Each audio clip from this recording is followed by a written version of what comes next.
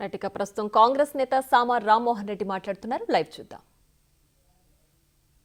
పోలేకపోతున్నారు అంటే కూడా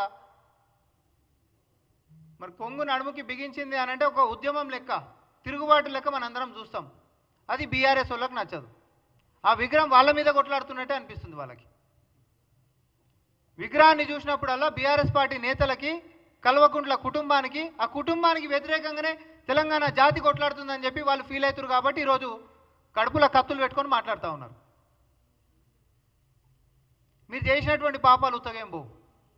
తెలంగాణ కోసం కొట్లాడినటువంటి వాళ్ళకి గుర్తింపే ఇయ్యక, అమరవీరుల అడ్రస్లే లేవని చెప్పినటువంటి వాళ్ళు మీరు, గద్దర్ లాంటి వాళ్ళని గంటలు గంటలు పడిగాపులు కాపించిన వాళ్ళు, కనీసం అపాయింట్మెంట్లు ఇవ్వనటువంటి వాళ్ళు,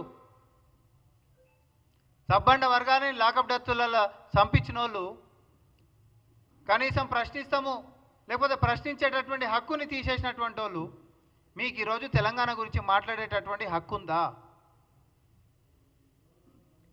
మీరు పెట్టుకున్నటువంటి విగ్రహం మీ పార్టీ ఆఫీస్లో మాత్రమే పరిమితం అయిపోయింది. మరి మేము కూడా అనొచ్చా కాంగ్రెస్ తల్లి తెలంగాణ తల్లి కాదు కాంగ్రెస్ తల్లి అని అంటే మరి మీరు విగ్రహం పెట్టుకున్నారు ఏదైతే పార్టీ ఆఫీస్లో, కాబట్టి అది కేవలం బీఆర్ఎస్ తల్లే, అది తెలంగాణ తల్లి ఎట్లయితుంది అని చెప్పి మేము కూడా అనొచ్చా? కానీ మాకు సంస్కారం అడ్డం వస్తుంది. ఎవరు ఎట్లాంటి విగ్రహాలు పెట్టుకున్నా గౌరవించుకుంటూ ఈరోజు అన్ని వర్గాలను కూడా మమేకంగా ఐక్యతతో అందరి అభీష్టం మేరకి తెలంగాణ చరిత్రని భవిష్యత్తు తరాలకి చెప్పేటటువంటి విధంగా నాటి చరిత్ర, మనం కన్నటువంటి కలలు, ఇంకా నెరవేర్చుకోవాల్సినటువంటి ఆకాంక్షలు, మన నెత్తి మీద ఉన్నటువంటి బాధ్యతలు అన్నీ కూడా తెలంగాణ తల్లి రూపంలో చూసినప్పుడల్లా చరిత్రను గుర్తు చేసుకుంటా మన బాధ్యతను కూడా మనం విస్మరించొద్దు అని చెప్పి ప్రభుత్వం లాంఛనంగా ఎన్ని మీరు ఏడుపులు ఏడ్చినా కూడా మరి తెలంగాణ తల్లి విగ్రహాన్ని మనం ఆవిష్కరించుకున్నాం.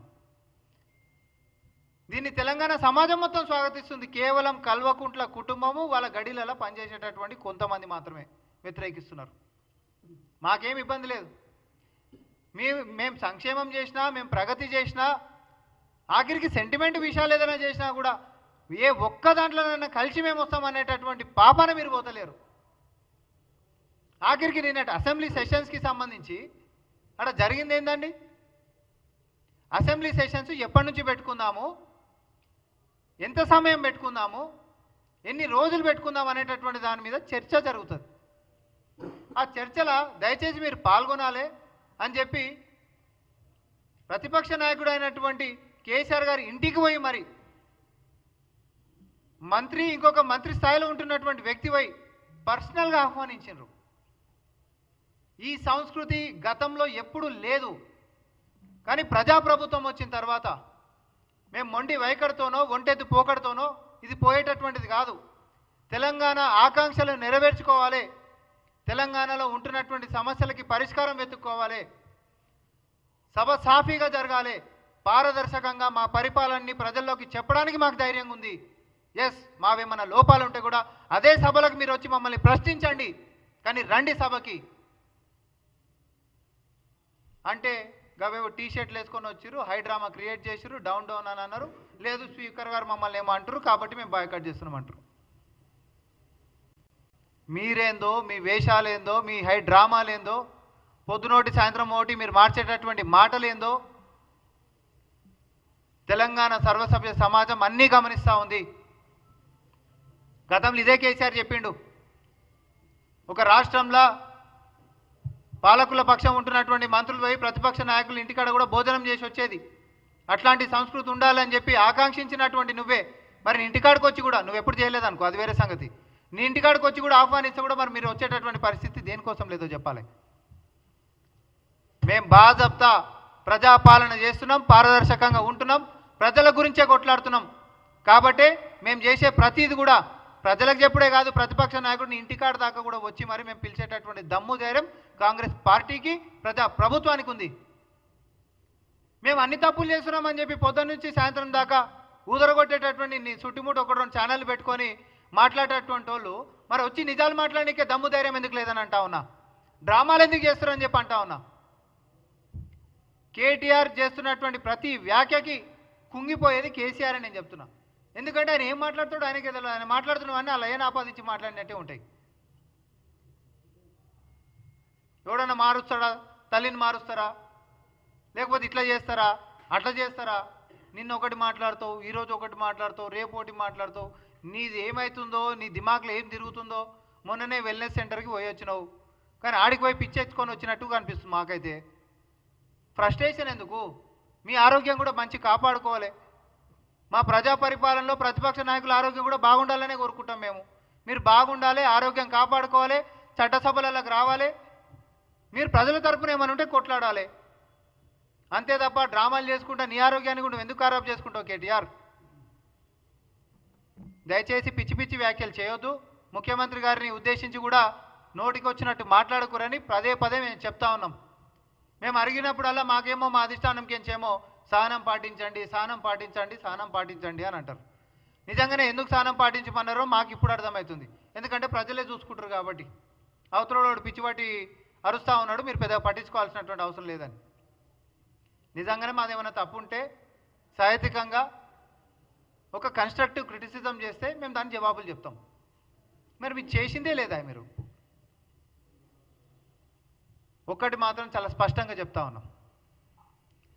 రానున్నటువంటి అసెంబ్లీ సెషన్స్లో బీఆర్ఎస్ పార్టీ ఎమ్మెల్యేలు మొత్తం ఆడికి వచ్చి జరుగుతున్నటువంటి అన్ని అంశాల మీద చర్చ జరగాలి.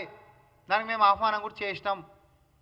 మీరు దొంగచాటుగా తప్పించుకొని పోతామన్నా, లేకపోతే మా కాడేమునే బట్టగాల్చి మీద వేస్తే వీళ్ళేమో మళ్ళీ నిజాలతోటి తిప్పికొడుతురు అనేటటువంటి భయం మీకున్నా, కానీ తప్పదు, ఏం చేస్తాం మరి? మీరు ఎంచుకున్నటువంటి దారి అది.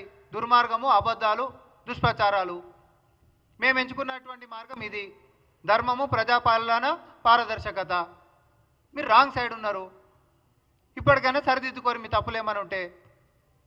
అంతే తప్ప నోటికి వచ్చినట్టు పేల్తాము, అబద్ధపు ప్రచారాలు చేస్తాము, ఫేక్ వీడియోలు, మార్ఫుడ్ వీడియోలు, లేకపోతే ఓన్లీ ఏంది సెలెక్టెడ్ ఎడిట్స్ మేము చేసుకొని బతుకుతామనంటే మేము మీకే వదిలిపెడతాం ఇక.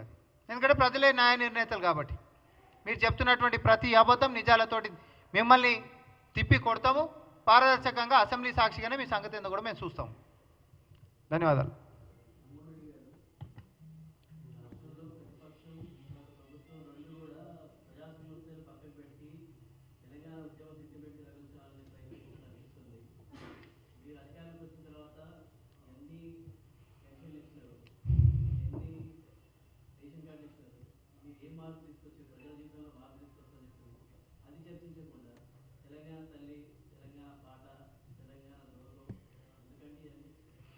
ఇప్పుడు మీరు చెప్పినటువంటి అంశాలన్నీ కూడా చర్చించనీకనే కదా వాళ్ళని అసెంబ్లీకి రమ్మంటున్నాము.